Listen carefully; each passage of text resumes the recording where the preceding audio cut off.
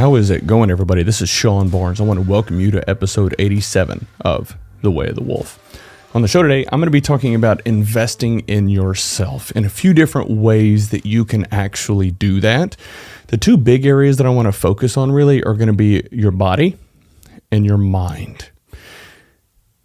Why did I decide to create an episode on this topic? Well, this week, I actually had a water softener and reverse osmosis water filter installed in my house. And it's been something that I've been thinking about doing ever since I moved into this house. So what that means is for the past 5 years, I've thought about doing these things because I know they're good for you. I just haven't gotten around to doing it. I thought, no, I'll put it off. I don't need to spend the money on something like that. And so I've been buying bottled water for years, dealing with hard water in the house for years, and just decided, you know what, I need to go ahead and bite the bullet and get this done. And for the past few days, I've felt great. And some of this is probably a little bit of a placebo effect, but I can definitely tell a difference in my skin and the way I feel just from drinking the water through this filter that I got. So why do we want to invest in our health? Well, that seems pretty basic and simple. We want to live a longer, happier, and healthier life. I mean, who doesn't want that?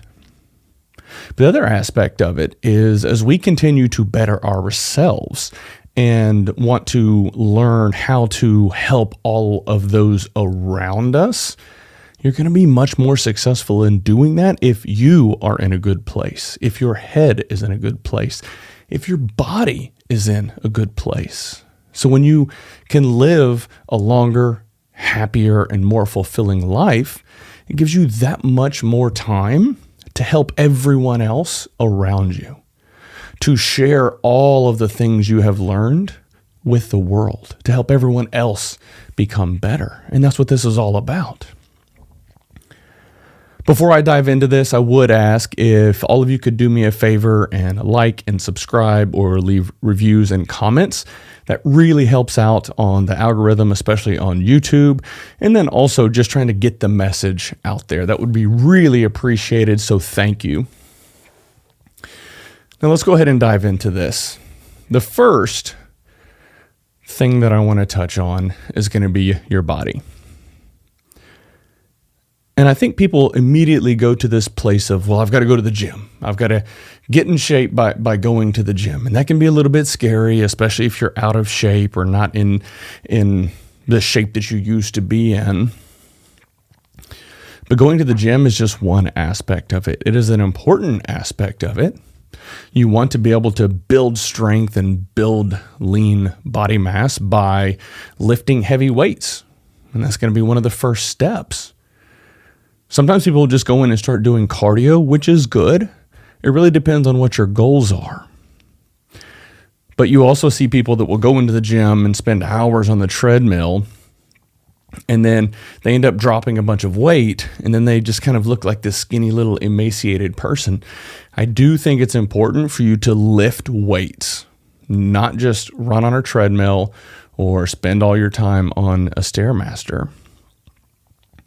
Another thing that I found to be helpful is some sort of accountability partner, whether that's a partner to go to the gym with you or even group classes of some sort.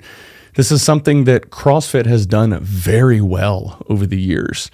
Now, there is a stigma around CrossFit for a myriad of reasons. One thing they do well is community and accountability. Another aspect that I want to touch on is nutrition. Now, arguably, this is the most important aspect of well-being of your body.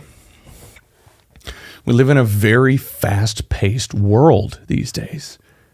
And what that means is fast food seems to be the go-to. We've got to get better about going to the grocery store and cooking for yourself. Even if you go to a restaurant and have a chicken salad, there's still going to be a lot of crap in that salad that's not good for you. The dressing, the butter, the sodium, there's going to be a lot of stuff in there that's not really that good for you. I highly encourage you to spend some time, take a little bit of time out of your day to go to the grocery store, pick out some healthy foods that you enjoy eating. Pro tip, when you go to the grocery store, stay around the edges of the store. That's going to get you your protein, your vegetables, everything that's going to be more healthy for you is going to be around the outer edges of a grocery store. Normally, everything in the center is going to be more processed crap that you want to try to avoid. One last thing on the body. You've also got to focus on mobility and stretching. This is where I falter. This is where I struggle. It has been a challenge for me my entire life. I don't like stretching.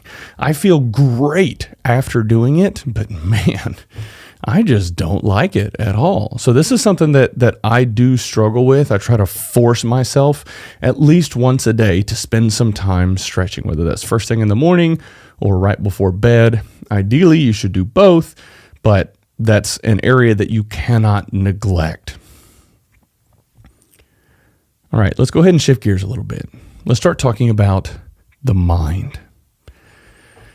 This is a very important aspect of your health and well-being. I say that because it doesn't matter how much time you spend in the gym. It doesn't matter how strict you are on your diet or how much yoga and stretching that you do. If your mind is not in a good place, none of it matters. And that's tough. That's really tough. With the way the world is today, we are bombarded with negativity. And that is intentional from social media platforms and the media because they want to lock people in. And what better way to do that than to tug on your emotions or to get you pissed off or upset? You've got to break that. You've got to break that cycle and break that hold that they have on you. And one of the things that I found helpful is spending time reading books. Spend time listening to podcasts.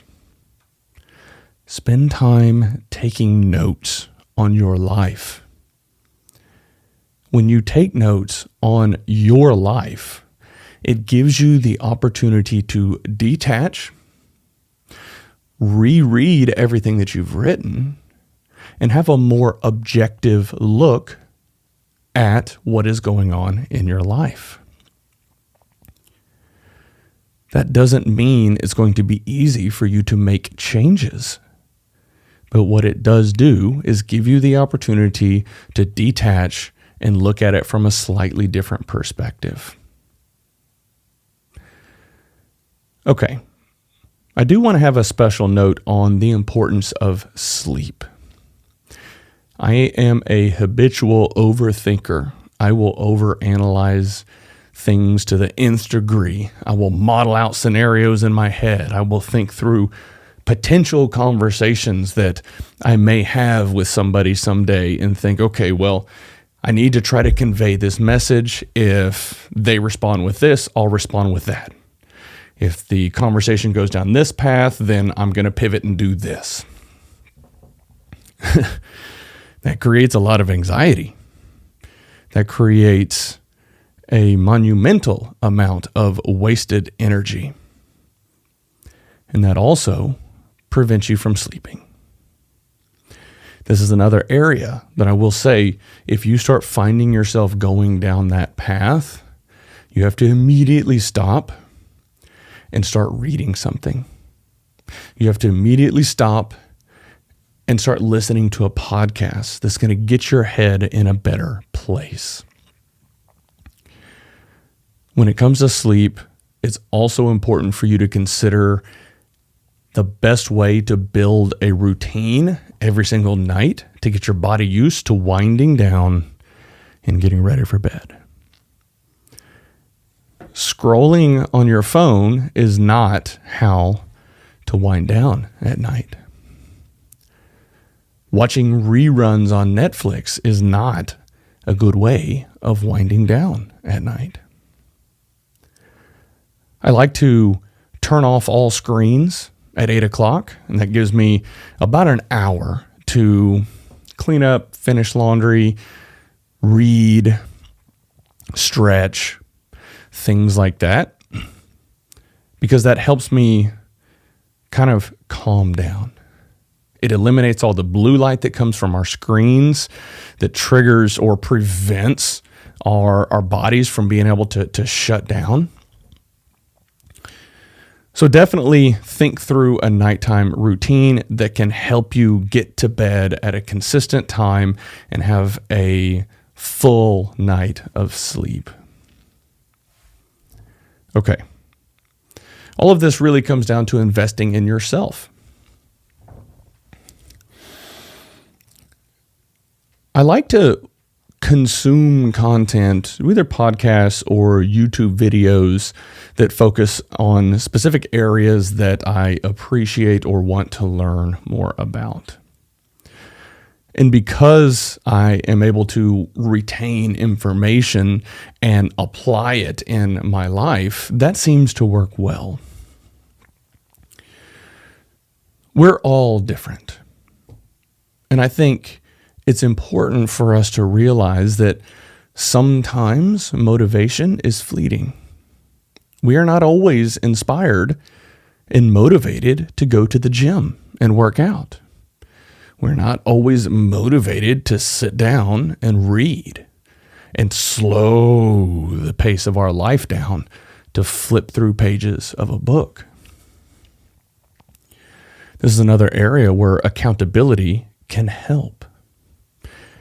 I also think there's a tremendous amount of value in actually spending time researching coaches or mentors to help you in life, whether that's in fitness or getting your mind right.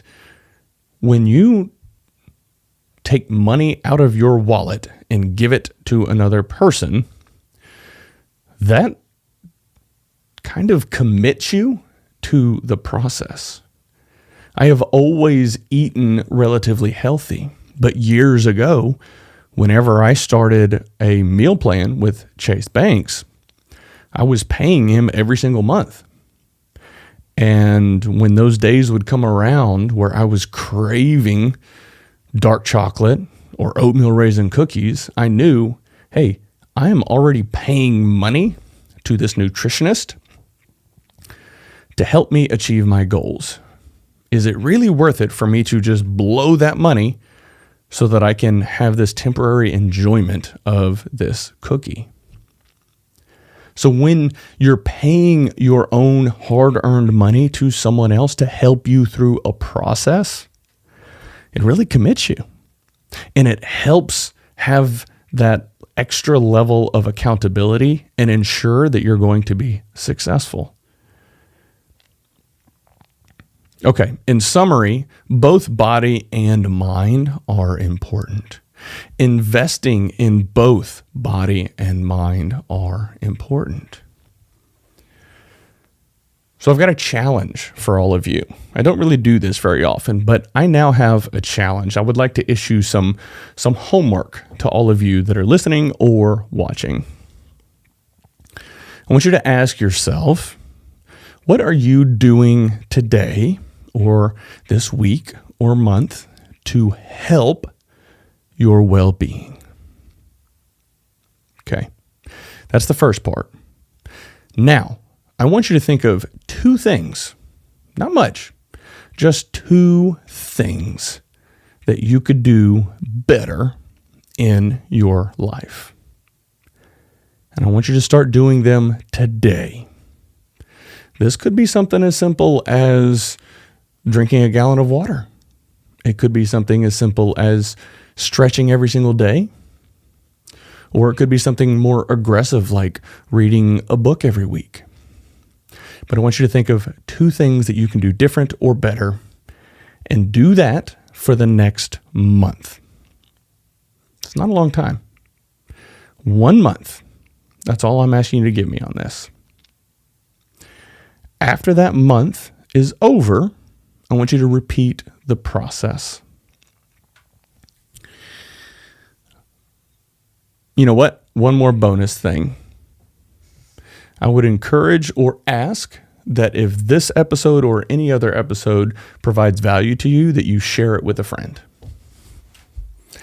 And to sweeten the pot a little bit, for all of you that are listening or watching, if you do this for a month and you reach out to me after this month and tell me the 2 things that you focused on and how well it worked for you, and let me know if you shared the show with anybody else, I will send you a Way of the Wolf shirt or a tumbler. Won't cost you anything. I'll even pay for shipping. All I'm going to ask is that you spend this next month doing these few things to improve your life. All right. For all of you that are going to take on this challenge, you can reach me at Sean@thewayofthewolf.com or _Sean Barnes on social media platforms. That is all I've got for you. Thank you all so much for listening, for watching, and for sharing. I cannot begin to express how much I appreciate all of you. This has been a journey for me, and hopefully some of the messaging that I've been able to share over the past 1.5 years has been helpful for all of you. Y'all have a good one.